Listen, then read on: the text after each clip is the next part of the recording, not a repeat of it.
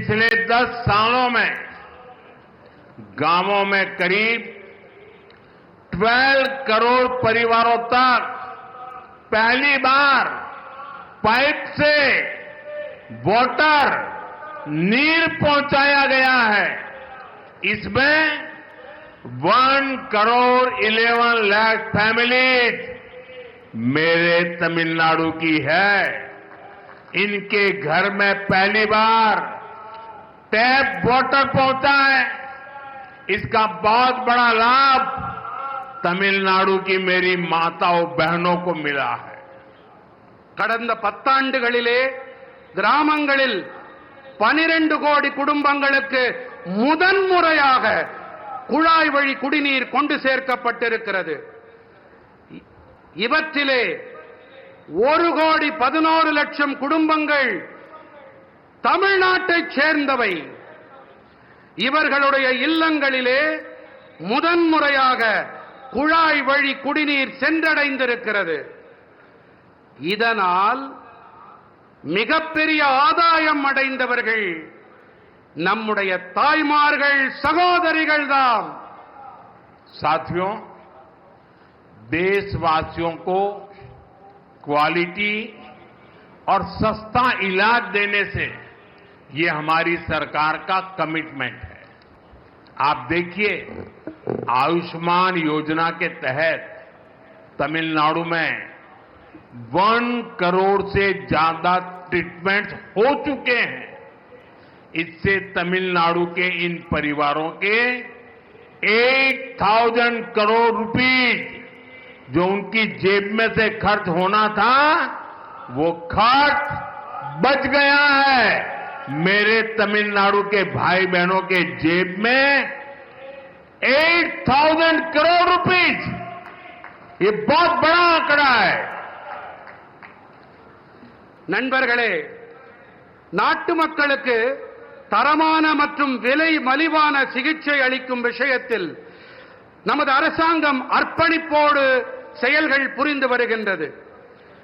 நீங்களே பாருங்கள், ஆயுஷ்மான் பாரதம் திட்டத்தின்படி தமிழ்நாட்டிலே 1 கோடிக்கும் மேற்பட்ட சிகிச்சைகள் நடைபெற்றாகிவிட்டன. இவற்றிலே தமிழ்நாட்டின் இந்த குடும்பங்கள் 8000 கோடி ரூபாய், சிறிய தொகை அல்ல, 8000 கோடி ரூபாய் செலவிலிருந்து காப்பாற்றப்பட்டிருக்கிறார்கள். என்னுடைய தமிழ் சொந்தங்கள் காப்பாற்றப்பட்டிருக்கின்றார்கள். तमिलनाडु में 1400 से अधिक जन औषधि केंद्र हैं। ये मैं सिर्फ तमिलनाडु का बताता हूं। यहां जन औषधि केंद्र में 80% डिस्काउंट पर दवाएं मिलती है। इन सस्ती दवाओं से भी लोगों की जेब में 700 करोड़ रुपीज, मेरे तमिलनाडु के भाई बहनों के जेब में 700 करोड़ रुपीज की सेविंग हुई है। और इसलिए मैं तमिलनाडु के मेरे भाई बहनों को कहूंगा, अगर आपको दवाई खरीदनी है तो जन औषधि केंद्र से खरीदिए। आपको 1 रुपये की चीज 20 पैसे में, 25 पैसे में, 30 पैसे में मिल जाएगी। தமிழ்நாட்டிலே 1400க்கும் அதிகமான மக்கள் மருந்தகங்கள் இருக்கின்றன. 1400 நம்முடைய தமிழ்நாட்டில் மட்டுமே. இங்கே 80% வரையிலான தள்ளுபடி விலையிலே மருந்துகள் கிடைக்கின்றன. இந்த மலிவு விலை மருந்துகளாலும் கூட மக்களுக்கு 700 கோடி ரூபாய் சேமிப்பு ஏற்பட்டிருக்கிறது. ஆகையினாலே தான் கூறுகிறேன், நீங்கள் மருந்துகள் வாங்க வேண்டும் என்றால் இந்த மக்கள் மருந்தகங்களிலே வாங்குங்கள். 25 பைசா, 30 பைசா, 50 பைசாவிற்கு கூட உங்களுக்கு மருந்துகள் கிடைக்கும். साथियों, हमारा प्रयास है कि देश के नौजवानों को डॉक्टर बनने के लिए एब्रॉड जाने की मजबूरी ना रहे। बीते सालों में तमिलनाडु को 11 नए मेडिकल कॉलेज मिले हैं। நண்பர்களே, நாட்டின் இளைஞர்கள் மருத்துவ படிப்பு படிக்க அயல் நாடுகளுக்கு செல்ல வேண்டிய கட்டாயம் ஏற்படக்கூடாது என்பதே எங்களுடைய முயற்சி. கடந்த ஆண்டுகளிலே தமிழ்நாட்டிற்கு 11 புதிய மருத்துவக் கல்லூரிகள் கிடைத்திருக்கின்றன.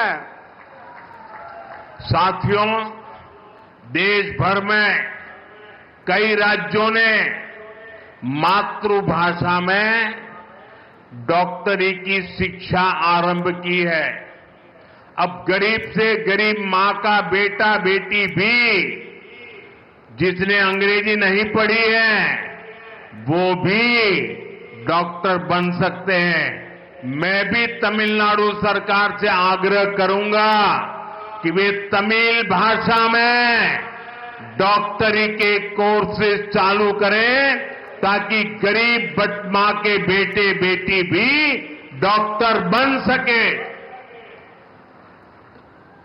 மருத்துவ படிப்பினை அதை தமிழிலே செய்ய வேண்டும் என்பதே எங்களுடைய பேரவா. இதற்காக இந்த படிப்பினை படித்த ஏழை தாய்மார்களுடைய குழந்தைகளும் அவர்களாலும் இதை படிக்க முடியும். அதற்காகத்தான் மருத்துவ படிப்பினை கூட தமிழிலே அதை அமைக்கப்பட வேண்டும் என்று நாங்கள் விரும்புகிறோம்.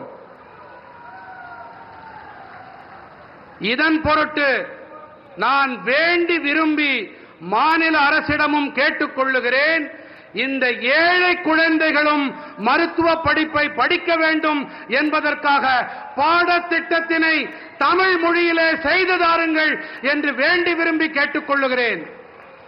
साथियों, टैक्स पेयर का दिया हर पैसा गरीब से गरीब के काम आए, यही गुड गवर्नेंस है। तमिलनाडु के लाखों स्मॉल फार्मर्स को पीएम किसान सम्मान निधि के तहत लगभग 12,000 करोड़ रुपए दिए गए हैं। तमिलनाडु के फार्मर्स को पीएम फसल बीमा स्कीम से भी 14,800 करोड़ रुपए का क्लेम मिला है।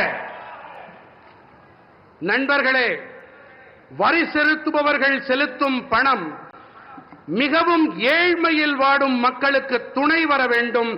இதுதான் நல்லாளுகை. தமிழ்நாட்டின் லட்சக்கணக்கான சிறு விவசாயிகளுக்கு பிரதம மந்திரி விவசாயிகளுக்கான வருமான ஆதரவு திட்டத்தின்படி சுமார் 12,000 கோடி ரூபாய் அளிக்கப்பட்டிருக்கின்றது. தமிழ்நாட்டின் விவசாயிகளுக்கு பிரதம மந்திரி பயிர் காப்பீட்டு திட்டத்தின் வாயிலாக 14,800 கோடி ரூபாய் காப்புறுதி பணம் கோரல் நிறைவேற்றப்பட்டிருக்கிறது. साथियों, भारत की ग्रोथ में हमारी ब्लू इकोनॉमी का बहुत बड़ा रोल होने वाला है। इसमें तमिलनाडु की ताकत दुनिया देख सकती है। तमिलनाडु का हमारा फिशरीज से जुड़ा समाज बहुत मेहनती है। तमिलनाडु के फिशरीज इंफ्रास्ट्रक्चर को मजबूत करने के लिए स्टेट को जो भी मदद चाहिए वो केंद्र सरकार दे रही है।